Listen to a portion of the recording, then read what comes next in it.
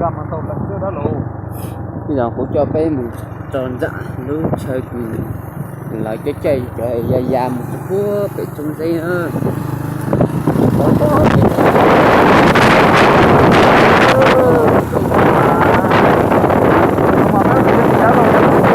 thấy trời luôn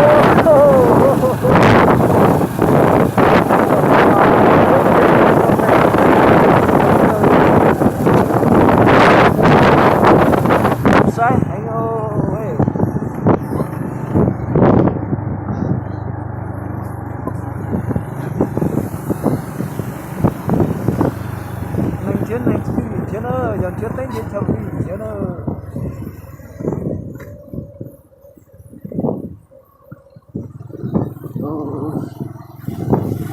chả muốn nói kia rồi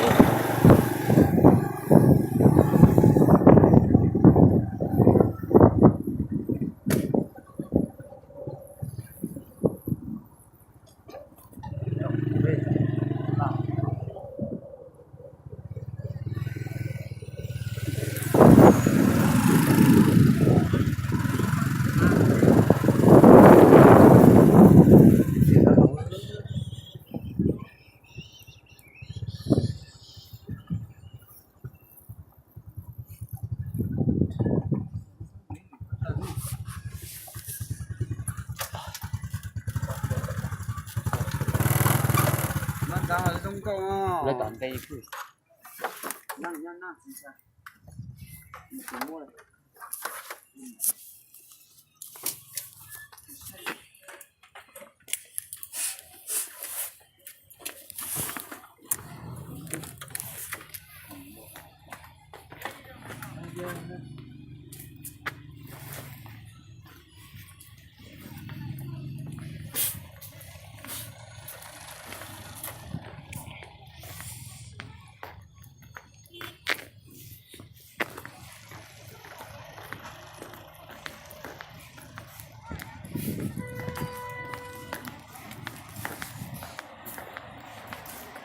còn này bỏ liền rồi bổ sung xe tiêu hay là tạt tiêu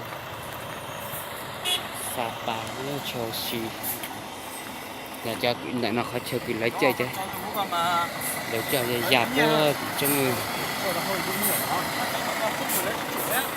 còn nó cũng mình có chiều này có tròn ngoài sát đầu này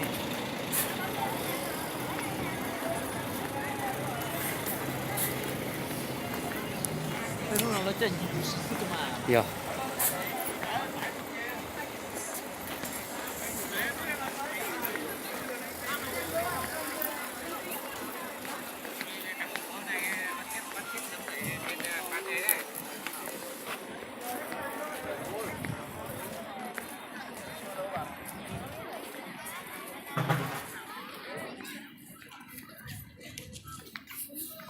Con thấy chùa phải có lưỡi taxi có hay nhìn thấy chùa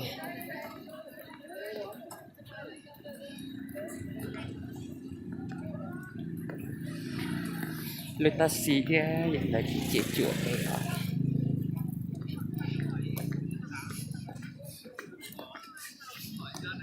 bố hốt chập là tiêu chỉ bỏ cái nữa tại chỉ bé mà một đó là luôn đó này đó lục dạ ông nè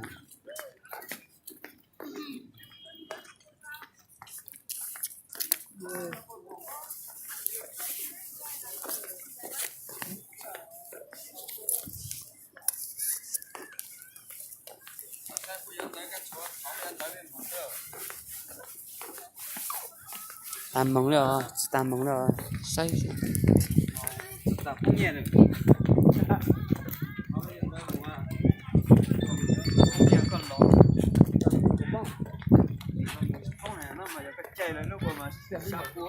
chơi cũng không được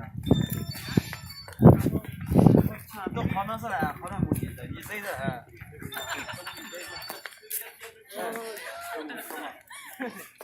sao dòng cột chả tên nào say nữa ô quay sao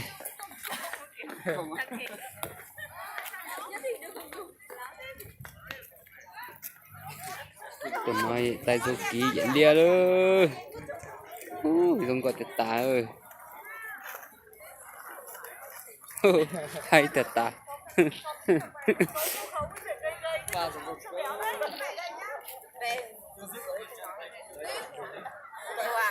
Có trứng bắt dưới à? Nó chốt nhanh được về, nó không được về đâu. Đi ra đây làm đi. Không nhà giờ. Không nhiều giờ. Đứng đây chụp. Còn có không? Trồn trồn nhà.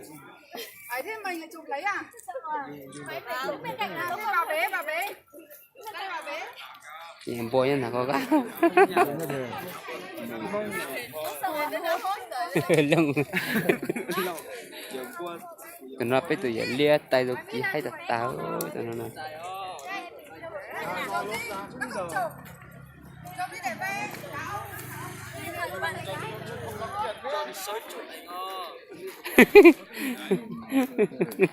Tay giống kỹ đấy.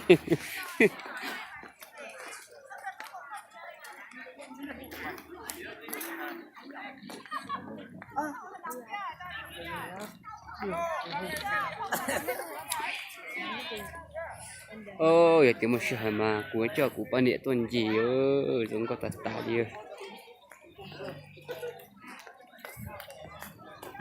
Lấy thay anh tên mà giống có tạt tả. Tao từ cái gì mà tao chơi ở hết sai.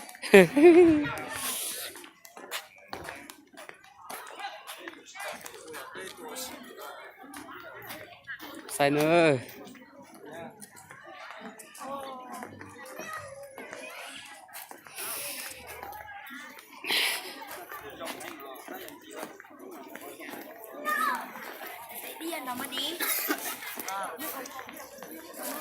Tôi cho bên chỉ sai thì cho khó chơi, cho khó cứ bên mù sai lên một sapa nữa để tùy sao cho con địa tuần gì, cho không có tuần gì để cho tàu nữa.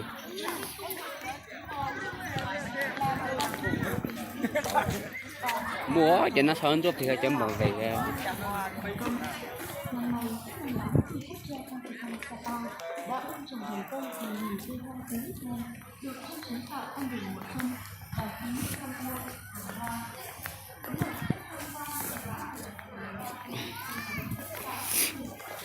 Sai nữa. Lại cho chơi giống có tà đi.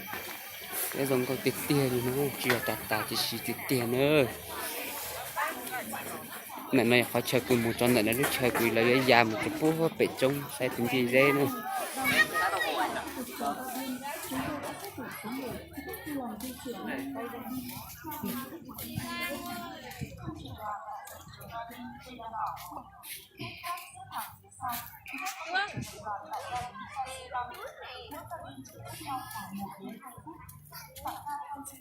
Khu du lịch có bố trí ghế chờ và nhà hàng để quý khách chờ đợi đoàn. Đặc biệt, trong thời gian này, khu du lịch phục vụ quý khách từ 6 giờ sáng đến 20 giờ, khung giờ vắng khách từ 6 giờ đến 8 giờ 30 và từ sau 14 giờ 30. Quý khách nên đi cáp treo vào khung giờ trên để tránh phải xếp hàng chờ đợi lâu.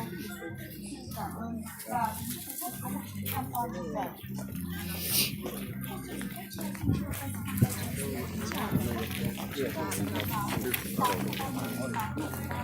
Các anh chỉ được cái thằng tía cho nó sù vô. Tổ chức khai hội xuân mở cửa trời lần thứ 2 năm 2019 Chưa đáng kể. Chúng nó dàn sư đó. Tụi nó lại mua từng sư đó. Nên có tạt tài đi.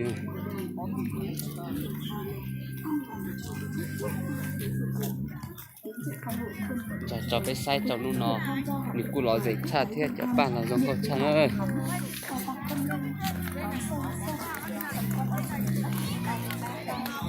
Khu du lịch nữa.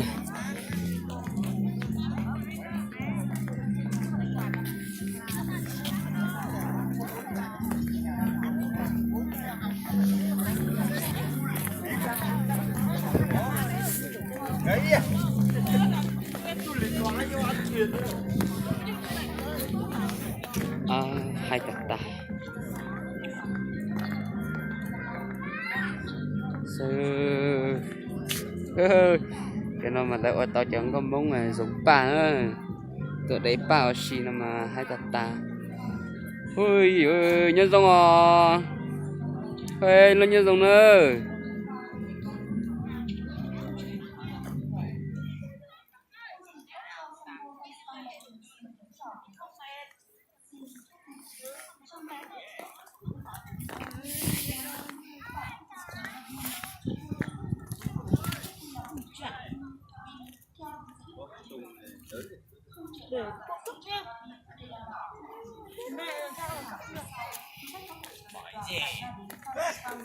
mỗi cabin chỉ cách nhau khoảng 1 đến 2 phút. Tại ga Amsterdam, khu du lịch có bố trí ghế chờ và nhà hàng để hành khách chờ đợi đoàn. Đặc biệt trong thời gian này, khu du lịch phục vụ khách từ 6 giờ sáng đến 20 giờ, khung giờ đón khách từ 6 giờ đến 8 giờ 30 và từ sau 14 giờ 30. Khách lưu khách cho vào khung giờ trên để tránh phải xếp hàng chờ đợi lâu. Xin cảm ơn và kính chúc quý khách có một chuyến tham quan vui vẻ.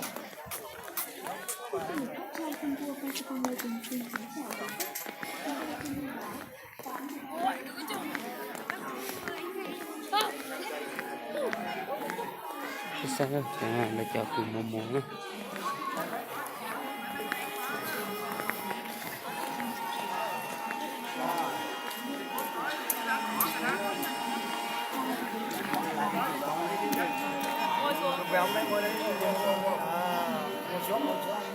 Nhìn đây.